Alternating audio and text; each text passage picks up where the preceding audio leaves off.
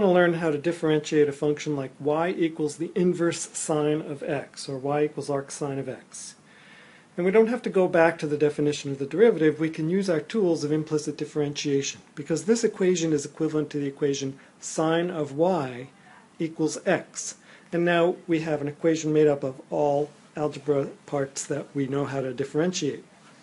So we differentiate the equation with respect to x, and we get cosine of y times y prime equals 1.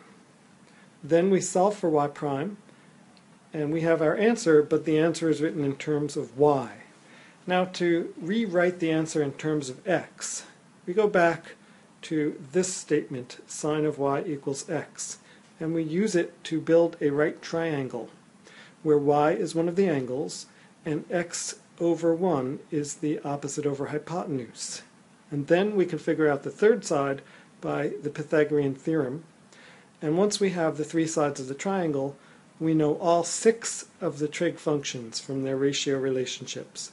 And we can now replace the cosine of y with the square root of 1 minus x squared, and we get y prime equals 1 over the square root of 1 minus x squared.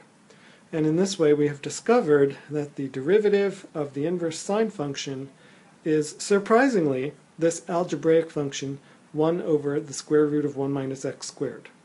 Now your job is to see if you can use the same steps to figure out how to differentiate the inverse tangent function and the inverse secant function.